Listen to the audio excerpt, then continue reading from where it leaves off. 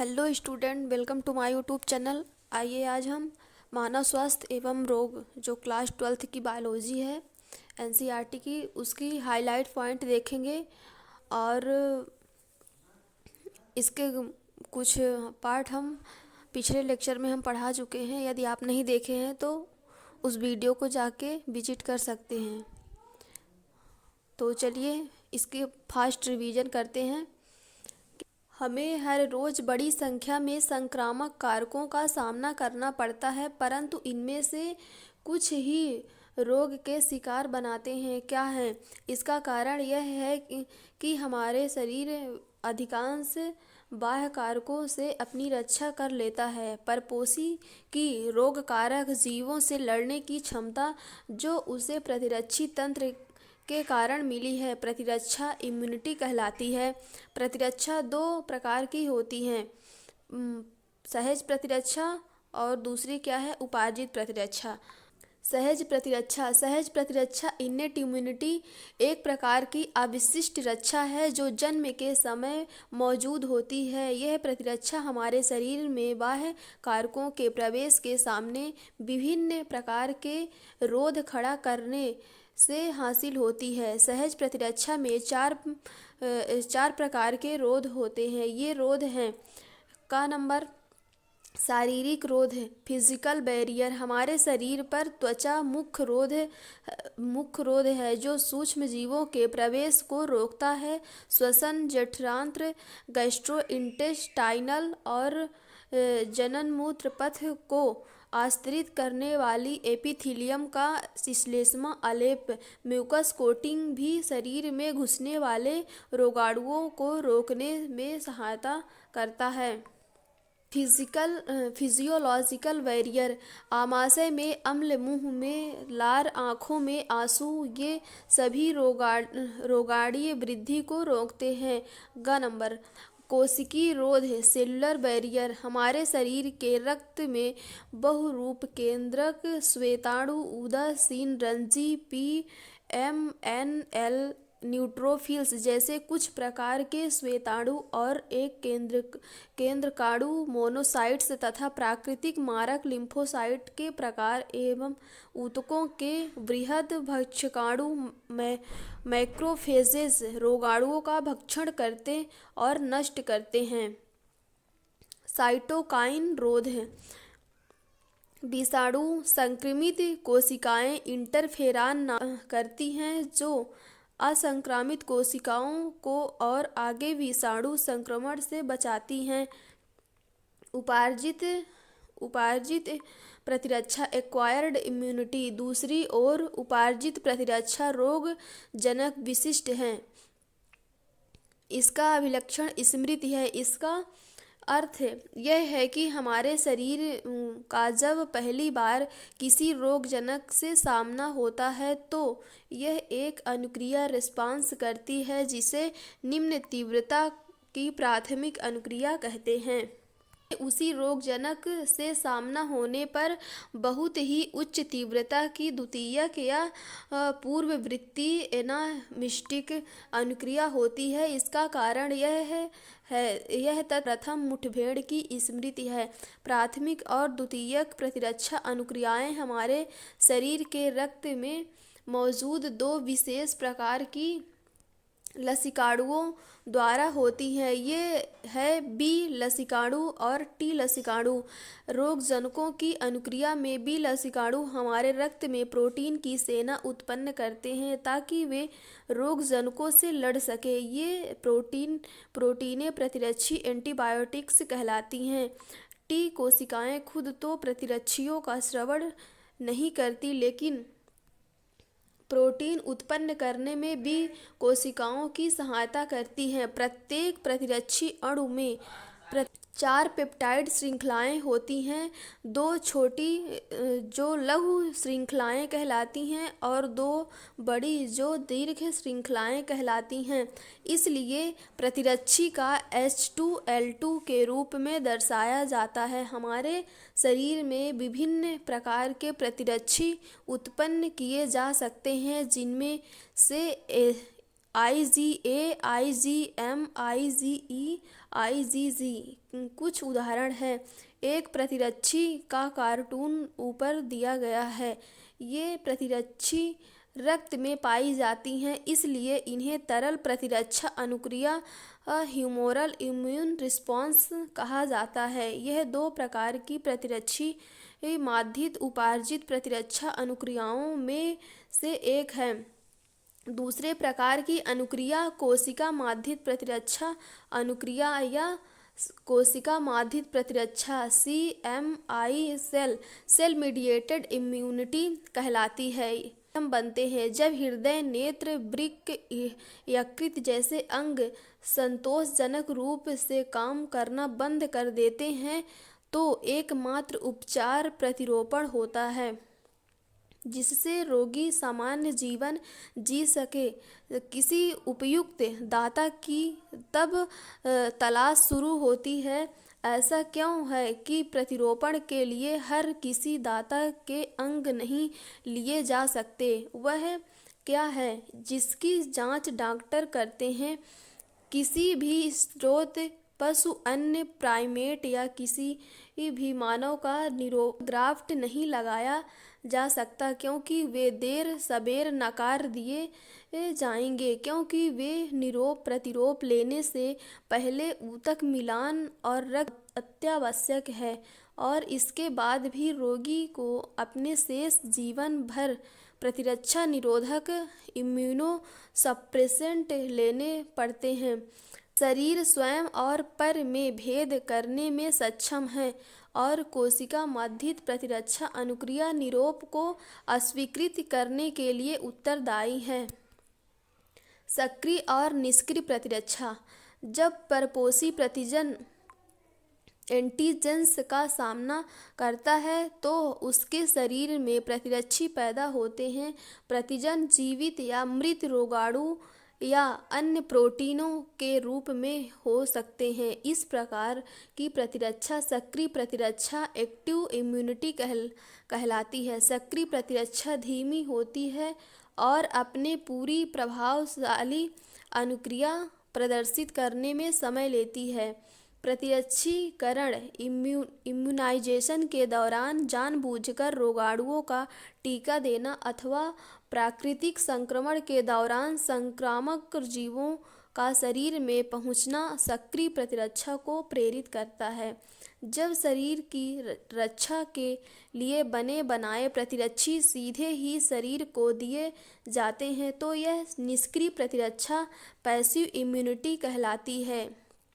क्या आप जानते हैं कि हाल में ही जन्मे शिशु के लिए माँ का दूध क्यों बहुत ही आवश्यक माना जाता है?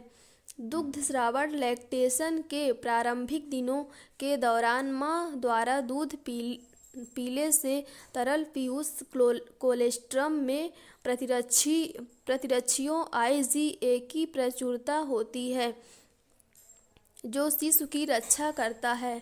सगर्भता प्रेगनेंसी के दौरान भ्रूण को भी अपर प्लेसेंटा द्वारा माँ से कुछ प्रतिरक्षी मिलते हैं।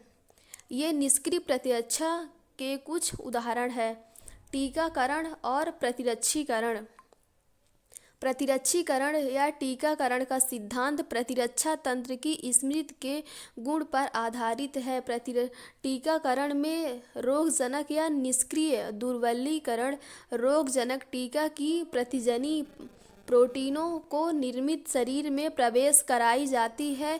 इन्हें प्रतिजनों के विरुद्ध शरीर में उत्पन्न प्रतिरक्षी वास्तविक संक्रमण के दौरान रोगजनी कारकों को निष्प्रभावी बना देती है। टीका स्मृति बी और टी कोशिकाएं भी बनाते हैं, जो परिवर्तित एक्सपोजर होने पर रोगजनक को जल्दी से पहचान लेती हैं और प्रतिरक्षियों के भारी उत्पादन से हमलावर को हरा देती हैं। अगर व्यक्ति किन्हीं ऐसे घातक रोगाणुओं से संक्रमित होता है जिसके लिए फौरन प्रतिरक्षियों की आवश्यकता है, जैसा कि टिटनेस में, तो प्रभावकारी निष्पादित प्रतिरक्षियों या प्रतिआविष एंटीटॉक्सिन एक ऐसी निर्मित जिसमें आविष के लिए प्रतिरक्षियाँ होती हैं दिए जाने की ज़रूरत है। सांप के काटे जाने के मामले में भी रोगी को जो सुई लगाई जाती है उसमें सर्प जीविस वेनम के विरुद्ध निष्पादित प्रतिरक्षी होती है। इस प्रकार का प्रतिरक्षीकरण निष्क्रिय प्रतिरक्षीकरण कहलाता है। पुनर्योगस डीएनए रिकाम्बिनेंट डीएनए प्रौद्योगिकी से जीवाणु या खमीर यीस्ट में रोगजनक की प्रतिजनी पॉलीपेप्टाइड का उत्पादन होने लगा है। इस विधि से टीकों का बड़े पैमाने पर उत्पादन होने लगा है। इसलिए प्रतिरक्षीकरण हेतु उन टीकों की उपलब्धता खूब बढ़ी है, जैसे खमीर से बनने वाले यकृत शोथ बी टीका। एलर्जी के साथ कितनी बार ऐसा हुआ है कि आप किसी नई जगह गए हैं और बिना किसी स्पष्ट कारण के छींकना और घबराहट के साथ सांस लेना शुरू करते हैं, और जब आप उस जगह से लौट आते हैं तो आपके ये लक्षण गायब हो जाते हैं। हममें से कुछ लोग पर्यावरण में मौजूद कुछ कणों के प्रति संवेदनशील होते हैं। उपर्युक्त अभिक्रिया पराग चिड़ाइट आदि के प्रति एलर्जी के कारण हो सकती है, जो भिन्न भिन्न जगहों पर भिन्न भिन्न हो सकते हैं। पर्यावरण में मौजूद कुछ प्रतिजनों के प्रति प्रतिरक्षा तंत्र अतिरंजित अनुक्रिया एलर्जी कहलाती है। ऐसे पदार्थ जिनके प्रति ऐसी प्रतिरक्षित अनुक्रिया होती है एलर्जन कहलाते हैं।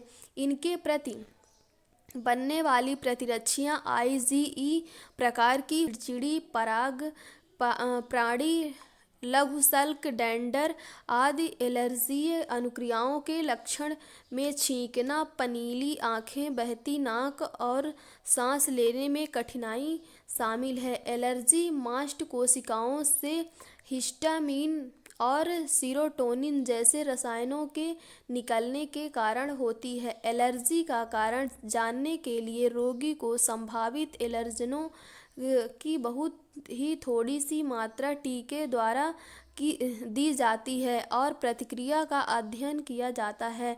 प्रतिहिस्टामिन, एड्रेनालिन और स्टेरॉइडों जैसे औषधियों के प्रयोग से एलर्जी के लक्षण जल्द घट जाते हैं, लेकिन आधुनिक जीवन शैली के फलस्वरूप लोगों में प्रतिरक्षा घटी है और एलर्जनों के प्रति संवेदनशीलता बढ़ी है।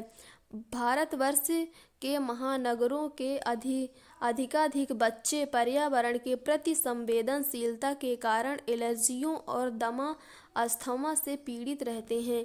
इसका कारण बच्चों के प्रारंभिक जीवन काल में इन्हें बहुत रक्षित पर्यावरण में रखना हो सकता है।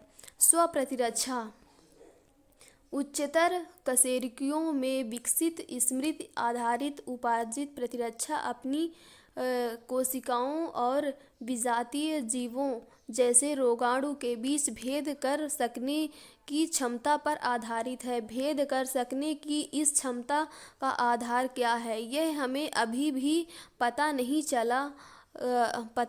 चला। फिर भी इस बारे में दो उपसिद्धांतों को समझना होगा। पहला, उच्चतर कशेरुकी विजातीय अणुओं और विजातीय जीवों को भी पहचान सकते हैं। प्रयोगात्मक प्रतिरक्षा विज्ञान इस संबंध में जानकारी देता है। दूसरा, कभी कभी आनुवंशिक और अज्ञात कारणों से शरीर अपनी ही कोशिकाओं पर हमला कर देता है। इसके फलस्वरूप शरीर को क्षति पहुंचती है और यह स्वप्रतिरक्षा रोग कहलाता है। हमारे समाज में बहुत से लोग आमवाती, संधिशोथ, रूमेटाइड अर्थराइटिस से प्रभावित हैं, जो यह एक स्वप्रतिरक्षा रोग है। शरीर में प्रतिरक्षा तंत्र।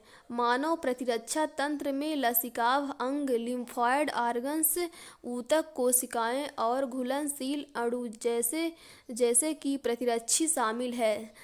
जैसा कि आप पढ़ चुके हैं, प्रतिरक्षा तंत्र इस मायने में बेजोड़ है कि यह विजातीय प्रतिजनों को पहचानता है, इनके प्रति अनुक्रिया करता है और इन्हें याद रखता है।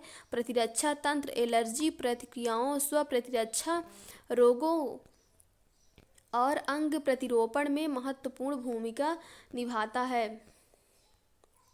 ये ही वे अंग हैं जिनमें लसिकाणुओं की उत्पत्ति और परिपक्वन, मैचुरेशन और प्रचुरोद्भवन, प्रोलिफरेशन होता है। अस्थि मज्जा, बोन मैरो और थाइमस ऐसे प्राथमिक लसिकाव अंग हैं जहां अपरिपक्व लसिकाणु प्रतिजन संवेदनशीलता लसिकाणुओं में विभेदित होते हैं। परिपक्वन के बाद लसिकाणु प्लीहा, स्प्लीन, लसिका ग्रंथियों, टॉन्सिल्स, क्षुद्रांत के पेचों और परिशेषिका अपेंडिक्स जैसे द्वितीयक अंगों में चले जाते हैं। द्वितीयक लसिकाव अंग ऐसे स्थान हैं जहां लसिकाणुओं की प्रतिजन के साथ पारस्परिक क्रिया होती है, जो बाद में प्रचुर संख्या में उत्पन्न होकर प्रभावी कोशिकाएं बन जाते हैं। मानव शरीर में विभिन्न लसिकाव अंगों की स्थिति। अस्थि मज्जा मुख्य लसिकाव अंग है जहां लसिकाणुओं समेत सभी रुधिर कोशिकाएं उत्पन्न होती हैं। थाइमस एक सपाली लोब्ड अंग है जो हृदय के पास उरोस्थि के नीचे स्थित है। जन्म के समय थाइमस काफ़ी बड़ा होता है, लेकिन बढ़ती उम्र के साथ आकार में घटता रहता है। यौवनावस्था आने पर यह बहुत छोटे आकार का रह जाता है। अस्थि मज्जा और थाइमस दोनों ही टी लसिकाणुओं के परिवर्धन और परिपक्वन के लिए सूक्ष्म पर्यावरण मुहैया कराते हैं। प्लीहा सेम के आकार का बड़ा अंग है। इसमें मुख्यतः लसिकाणुओं और भक्षकाणु होते हैं। यह रुधिर में पैदा होने वाले सूक्ष्म जीवों को फांस कर रुधिर निस्यंदक फिल्टर के रूप में काम करते हैं। प्लीहा में लाल रक्त कणिकाओं का बड़ा भंडार होता है। लसिका ग्रंथियां छोटी ठोस संरचनाएं होती हैं जो लसिका तंत्र पर भिन्न भिन्न स्थलों पर स्थित होती हैं, जो सूक्ष्म जीव या दूसरे प्रतिजन लसिका और ऊतक तरल में आ जाते हैं। लसिका ग्रंथियां उन्हें फांस लेती हैं। लसिका ग्रंथियों में फंसे प्रतिजन वहां मौजूद लसिकाणुओं के सक्रियण और प्रतिरक्षा अनुक्रिया के लिए उत्तरदायी हैं। प्रमुख पथों श्वसन, पाचन और जनन मूत्र पथ के अस्तरों लाइनिंग के भीतर लसिकाव ऊतक स्थित श्लेष्म संबद्ध लसिकाव ऊतक MALT म्यूकोशल एसोसिएटेड लिम्फॉइड टिश्यू कहलाते हैं। यह मानव शरीर के लसिकाव ऊतक। आज की क्लास हम यहीं पर समाप्त कर रहे हैं, और यदि थोड़ा बहुत आपको समझ आया हो तो आप इस चैनल को लाइक, शेयर एंड सब्सक्राइब कर सकते हैं। और अगले वीडियो में हम एड्स, कैंसर और ये सब टॉपिक पढ़ाएंगे।